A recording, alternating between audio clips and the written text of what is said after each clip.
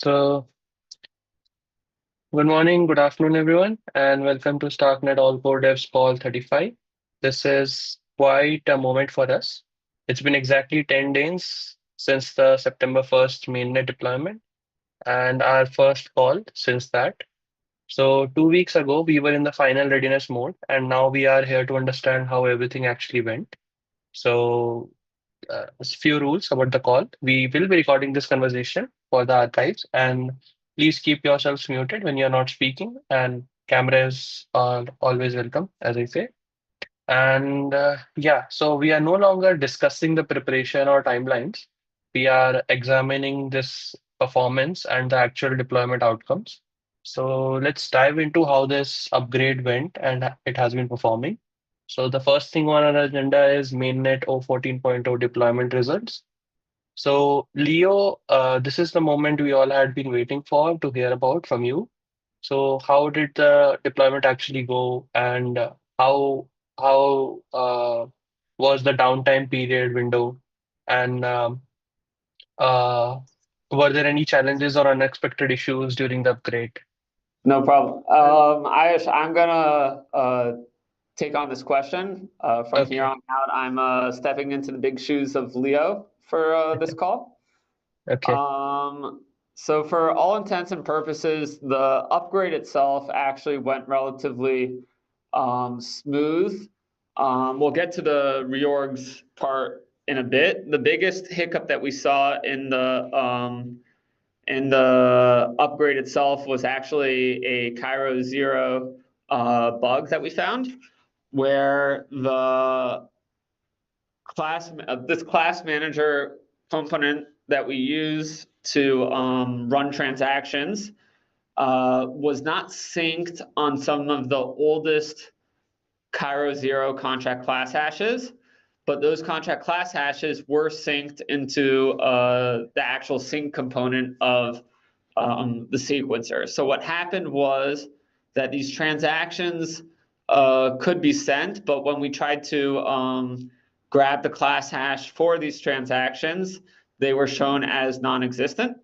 And that created a situation where we had a bunch of transactions that if they were re-executed through some of the full nodes, they would be shown as executed correctly. They wouldn't have been shown as failed, but they actually weren't passing into the blocks as successful transactions.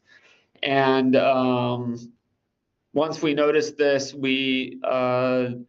tried to we tried doing a couple of things. We tried a quick fix to just get all these class hashes into the database of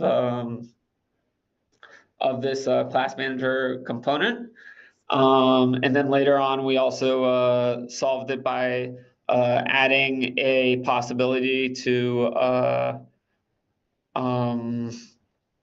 look up these class hashes elsewhere, but it wasn't in the code, and there wasn't an intent of having that in the code until we found that not everything was synced correctly. But one of the biggest follow-ups on that bug was that we had to reach out to the full node teams and tell them for this range of blocks, we can't have you guys re-execute the transactions that were sent to those blocks. We need you guys to actually pull the traces from the feeder gateway to see what really happened there, because there was this bug. So I know Christian was working on it quite a bit, Juno as well. It caused definitely a bit of overhead in terms of some of the focuses that we didn't intend for everyone to have. But that seemed to be the biggest upgrade hiccup that we came across. The following day, we noticed that Ethereum layer 1 nodes had some failures, which we relied on to get information about transactions that came through L1. What happened was that some of our nodes were getting them, others weren't. So the network was progressing, but it was progressing not at full capacity. It was about 66% because one node would get these transactions that the other nodes would not see. So every time it proposed a block, it was getting denied. To deal with this, we had some manual intervention, and essentially we thought about restarting the nodes so that they would potentially get these transactions into their mempool.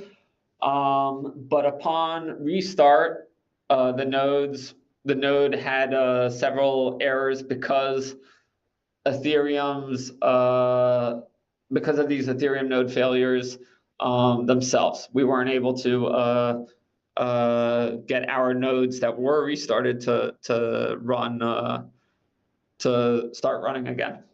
So then we brought down the pace of progression of the network even further, because now we had one node that couldn't restart, one node that was getting transactions that the other node couldn't get, and one node that could create blocks, but that the second node would agree on, and that was basically the only node that could help us progress through the network.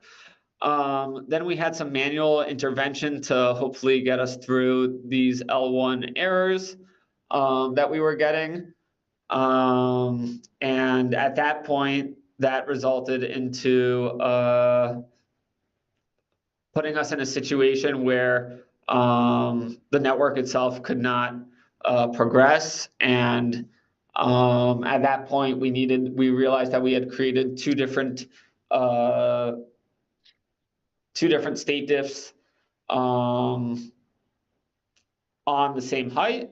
And that's where we understood that we had to actually reorg to get our network running again. Now, it's important to state that we were able to identify this early. Although there was a reorg, due to our proving system, we actually were saved from creating a situation on L1 where we had finality on a state that was just wrong. Well, the way this happens is that we realized that we had created a block that was unprovable. And at that point, we realized, okay, we have a bug in the system. We have to take it back a bit and figure out what happened while allowing our network to reprogress again. So that wraps up the first reorg that we had. Now, the second reorg was actually a result of Tuesday morning's events, where we had reverted on certain transactions that came from L1. And when we later touched those same storage points of those reverted transactions, it actually revealed a hidden bug that had nothing to do with 0.14 that was in the blockifier component. And once that was revealed, we realized that we have to perform another reorg again and fix this issue, and request from the full node teams to come out with another version to bump their blockifier dependencies. But this bug, in a way, only revealed itself because we had to reorg that morning, and we had to reorg the amount of blocks that we did reorg, and a transaction that was in this reorg touched an L1, came from L1 and touched a storage point that turned out to have a buggy effect. Since then, thankfully, we've been running relatively smoothly. We've had a couple of hiccups that we've identified along the way, but thankfully no reorgs, and that's brought us to where we are today. Mhm. Thank you, Albert, for the detailed explanation. And also, I wanted to know, because of all these things which happened, uh, what are your thoughts on the next upgrade coordination and like system to put in place so that things like this don't happen? Because there were a lot of community backslash, if you know. So how do you want to handle this the next time? Totally. I think that, I mean, any decentralized network's goal is to not be in the situation that we were at. The We are looking at implementing different changes to stabilize the network. One of them being maybe adding some more validators to our set to stabilize that part of the network flow. We are still doing ongoing research into these types of bugs that we encountered to make sure that that things that we saw that morning will not reappear. And it really comes down to repeated testing in different environments and stress testing the system. And I mean, all those things we're running in the background. We've continued to do over the past couple of days. Yesterday, we sat down with some ecosystem teams that want to release some applications, and we asked them to scale up the amount of transactions that they're trying to run per second to really make sure that our systems are resilient under stress. That's just an example of some of the different measures that we're taking to make sure these types of events do not repeat themselves. Okay, perfect. Thank you, Hilbert. And we can move on to the next point on our agenda, which is client team updates, post deployment status. So let's hear from each one of the teams and how were the past 10 days for you, according to your perspective as well. So we'll start with Pathfinder. Christian, you were working towards that O20 release with reorg notification fixes. So how did the system handle the mainnet upgrade and any surprises or issues that you encountered during the deployment process itself? And where do things stand with the reorg notification implementation? Yeah, sure. So first about the Starknet upgrade. Unfortunate. So when this huge reorg happened, unfortunately, it was larger than what we were expecting to be happen pretty much ever. So in Pathfinder, there was a constant sized block cache in the sync code that caused us to be unable to perform a reorg.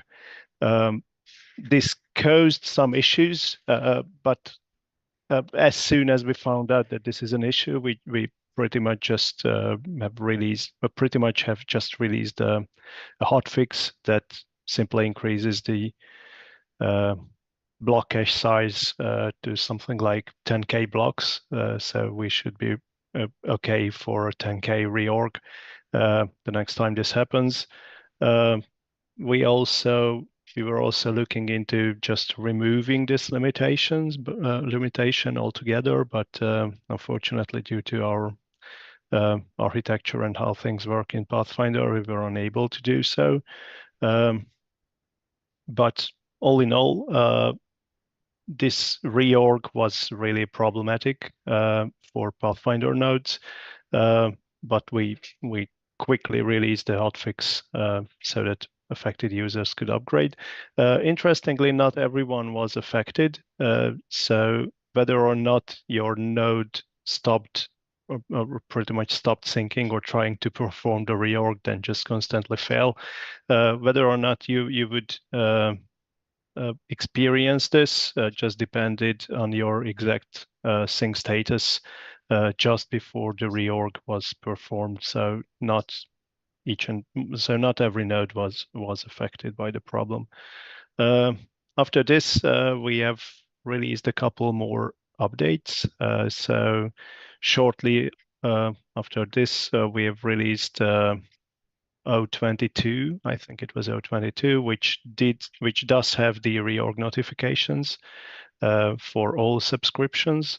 And it also has the blockifier upgrade, plus it also has this workaround for this block range on mainnet where re-execution leads to a different result due to these missing class definitions on the sequencer. So for this particular block range, we are now just falling back to fetching transaction traces from the feeder gateway instead of doing re-execution.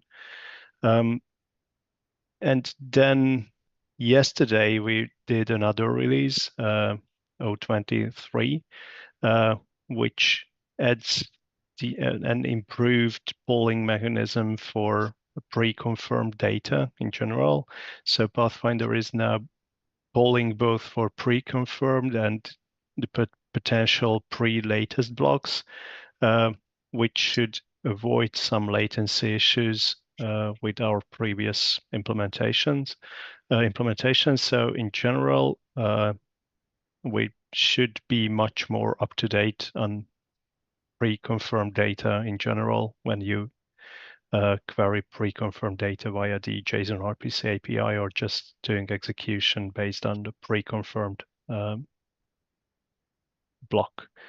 I think that's pretty much all. We've tried to fix our Rio and clean up our reorg code as much as possible so that the next time this happens, we don't have any issues. So all in all, it was so we had our fair share of problems during this Starknet 014 upgrade. But apart from this, with the current release and the current state of things, I don't know of any issues that we are still having. Okay. Thank you, Christian. And also, I wanted to add, we hope that this thing does not happen again. So you don't have to. Absolutely. Yeah. It's just. Yeah. Okay. So let us move to the next, which is Juno. So Rodrigo is here with us. So Rodrigo, you had just released the latest version, and we were planning with some UX improvements the last time when we talked. So how did the recent release go, and how are things with tendermint optimization that you have been working, and how are they performing in the production environment? Are you seeing any benefits in terms of network partition handling and those write ahead logs that we were talking about? So, and how was your overall experience during the mainnet upgrade? Yes. Tell me work. Yeah, that those things are working so far. Regarding the Tendermint, they are of course in test lab. It's just in testing environment until we move a bit far ahead. In fact, we slowed a bit the development on Tendermint and focus more on the Starknet 014 launch. And our side, regarding the reorg, we detected a follow. A good thing was Juno didn't have to update or anything but the bad thing was that Juno doesn't detect a new reorg until the new chain reaches the becomes larger than the old chain, which can cause Juno being stuck for a while. And if especially a very big reorg, then Juno can not detect reorg or won't reorg because that's the thing, it detects the reorg, but it won't reorg until the new change is larger. So we have been working on that, and we're planning to provide a fix, an improved reorg mechanism by latest tomorrow.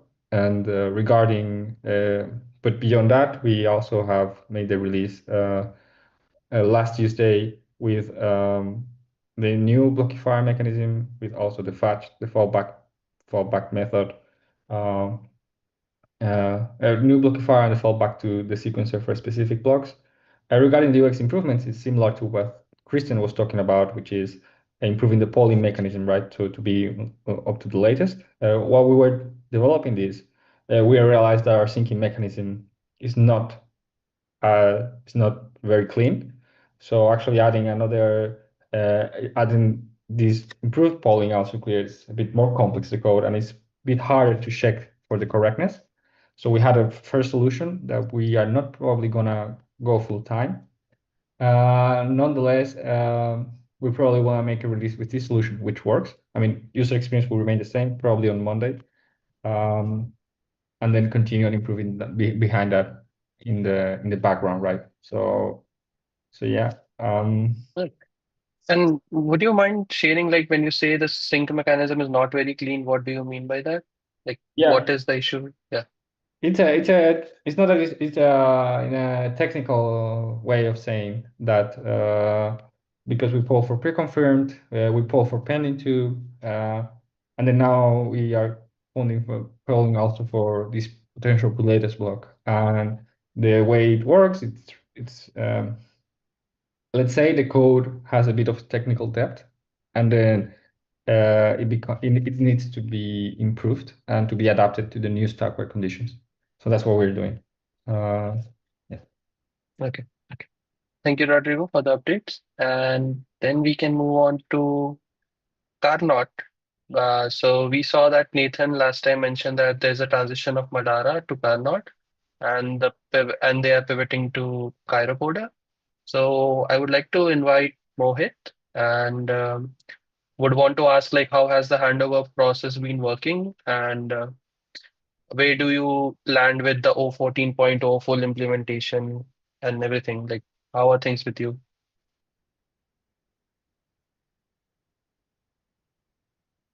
Mohit? Hmm. Okay, maybe your mic is not working at the moment. So Am I let audible now? us. Yes, yes, I can hear you. Okay. As you mentioned, we have taken Madara's code base into our hand, and we are currently working on it to support 0.14.0. Um, just to be super clear, like Cursor team is still trying to work on 0.14.0. Given the recent reorg, we are also optimizing our reorg strategy in Madara itself. We identified a couple of issues with that and how fast we can do a reorg in given the scenario. We are still optimizing on that part. We have spec'd it out. You can expect a good update on that front in the next meeting.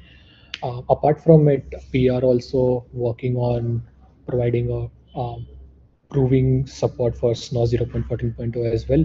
We have been playing around the SNO 0.14.0 multi-block ChairoPy generation, and so far we have run around like 200k blocks on Sapolia, and we are still testing out, seeing if there is any bugs.